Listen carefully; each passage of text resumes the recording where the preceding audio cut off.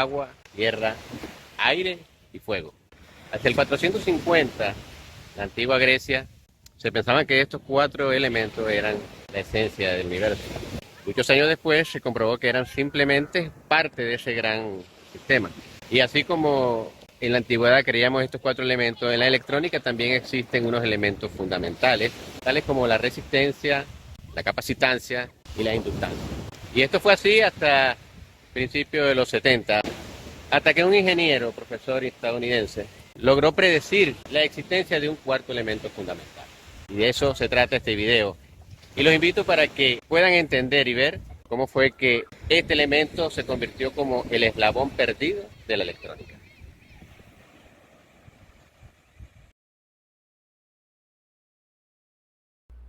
Londres, 1831. El científico británico Michael Faraday está a punto de realizar un experimento que cambiará la historia de la ciencia. Con dos bobinas de alambre enrolladas en un núcleo de hierro, logra inducir una corriente eléctrica haciendo pasar flujo eléctrico en una de ellas, sin que hubiese conexión física entre ambas. Con este hecho, también se logra descubrir una nueva propiedad física denominada inductancia, que se une al capacitor, descubierto en 1745, y al resistor, descubierto en 1827, como los tres elementos pasivos fundamentales de un circuito eléctrico.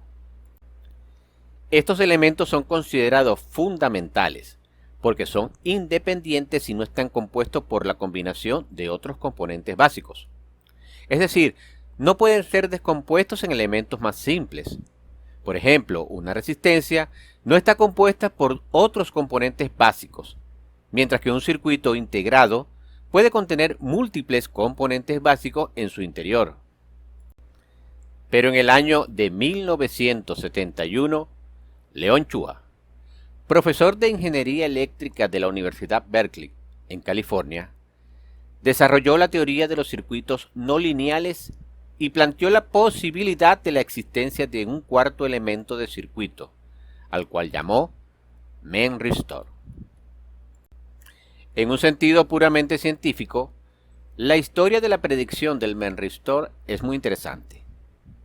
En lugar de partir de los datos y la observación de lo que la realidad nos presenta para hacer hipótesis, o aprovechar dichos fenómenos y sus estudios en la construcción de aparatos y máquinas, el profesor Chua reflexionó extrayendo conclusiones de lo que él veía como una falta de simetría o de armonía en la tecnología existente, pero no de la observación empírica de ningún fenómeno real.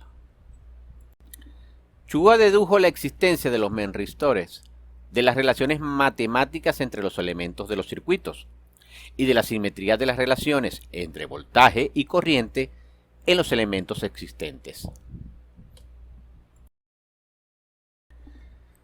Para poder entender qué es un memristor y cómo funciona, es necesario establecer algunas relaciones entre las variables físicas eléctricas. Las cuatro variables fundamentales, carga, tensión, corriente y el flujo magnético combinadas en pares, dan 6 posibles combinaciones: el voltaje y el flujo, la corriente y la carga, el voltaje y la corriente, voltaje, carga, corriente, flujo y flujo, carga. Pero hasta el año 1971, la electrónica relacionaba coherentemente las cuatro magnitudes básicas de 5 formas distintas, lo cual dejaba una relación para completar estas ecuaciones. Para comprender esta situación, dibujaremos un gráfico que muestre las magnitudes y elementos básicos. La carga Q, el voltaje V, la corriente I y el flujo magnético Φ se representan dentro de los círculos. Dos de estas magnitudes están ligadas mediante leyes físicas.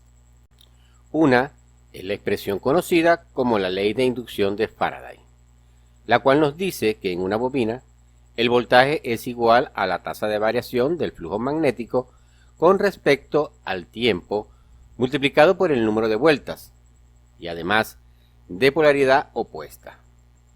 Esta es la primera relación del conjunto y relaciona el voltaje con el flujo magnético. La otra relación es la definición física de la intensidad de corriente, la cual es la tasa de variación de la carga eléctrica con respecto al tiempo, es decir, la cantidad de carga que se mueve por el circuito. Esta expresión corresponde a la segunda relación del conjunto anterior y relaciona la corriente con la carga eléctrica. Las otras tres expresiones están relacionadas mediante las definiciones de las magnitudes intrínsecas de los tres elementos pasivos fundamentales, la resistencia, inductancia y capacidad respectivamente, las cuales colocamos en los cuatro cuadrantes. Así, en el primer cuadrante se sitúa el primer elemento descubierto en el año de 1745, el condensador. En él, la carga eléctrica es igual a la capacitancia multiplicada por el voltaje. Esta es la tercera expresión que relaciona la carga Q con el potencial eléctrico V a través del capacitor. En el segundo cuadrante se sitúa la resistencia eléctrica, descubierta en 1827, y en la que se cumple que el voltaje es igual a la corriente multiplicada por la resistencia. Esta expresión, conocida como la ley de Ohm, da la cuarta relación de voltaje con corriente a través del resistor. En el tercer cuadrante se encuentra la bobina o inductancia eléctrica, descubierta en 1831, donde el flujo magnético es igual a la inductancia multiplicada por la corriente. Esta expresión es la quinta relación entre corriente y flujo magnético a través del inductor. Debe destacarse que el flujo magnético concatenado por la bobina Phi es una generalización de la característica del circuito de una inductancia. No representa aquí un flujo magnético, simplemente es la integral del voltaje V. Pero, ¿qué ocurre con la sexta combinación, correspondiente a la relación entre el flujo magnético y la carga eléctrica? Es decir, el flujo magnético en función de la carga eléctrica. Entre estas relaciones faltaba la relación entre el flujo magnético y la carga eléctrica para proveer una simetría conceptual con dichos elementos y variables. Fue ahí donde Leon Chua desarrolló la teoría de los circuitos no lineales y planteó la posibilidad de la existencia de un cuarto elemento de circuito, que además de ser fundamental, podía completar la última combinación dada entre la carga Q y el flujo magnético Phi. Es así como Chua propuso teóricamente la existencia de un nuevo elemento, que relaciona directamente estas variables, al cual llamó memristor, o resistor con memoria.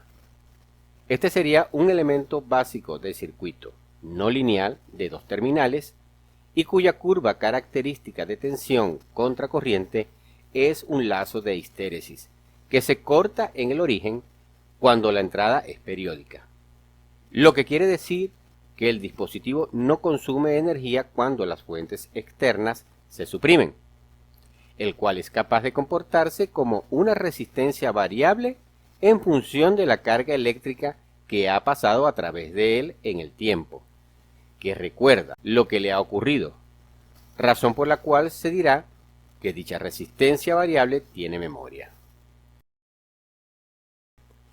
Esto implicaba una relación fundamental entre el flujo de carga y el flujo magnético.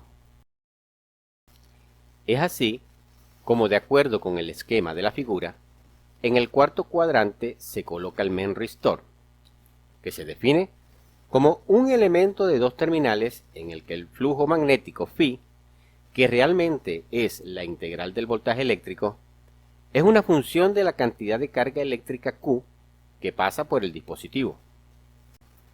Conceptualmente, es posible comprender cómo la carga eléctrica puede emparejarse con el flujo magnético. pero no existía un dispositivo que pudiera emparejar la interacción física obvia entre la carga y la integral sobre el voltaje o flujo magnético.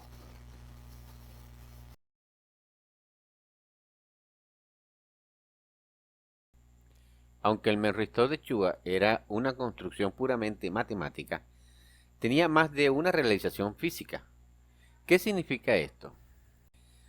Considerando la posibilidad de analizar una batería y un transformador, se puede distinguir que ambos proporcionan las mismas tensiones para 12 voltios de corriente continua, pero lo hacen mediante mecanismos totalmente diferentes.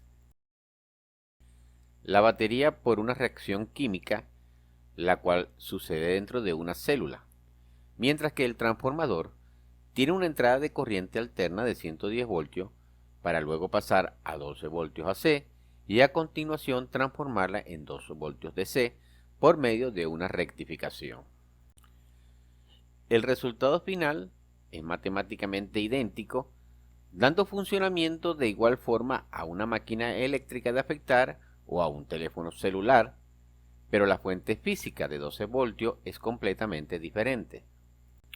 Chua demostró matemáticamente que su dispositivo hipotético proporcionaría una relación entre el flujo y la carga similar a un resistor no lineal, permitiendo una relación de tensión y corriente. En la práctica, se podría entender que la resistencia del dispositivo podría variar de acuerdo a la cantidad de carga que pasa a través de él, y ésta podría recordar el valor de la resistencia, incluso después de que la corriente cese o se cierre.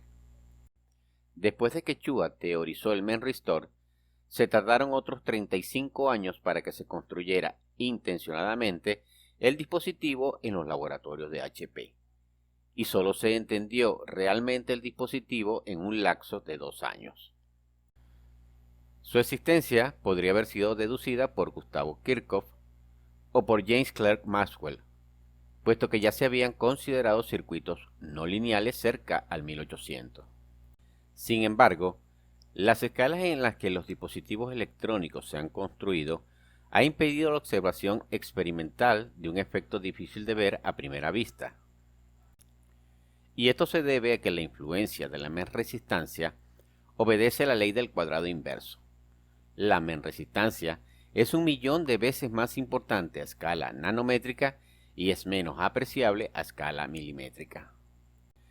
A medida que se construyen dispositivos cada vez más pequeños, la memresistancia es cada vez más notable y en algunos casos dominante. La memresistancia se ha ocultado a la vista todo el tiempo, pero a pesar de todos los indicios, la búsqueda del memristor fue completamente fortuita.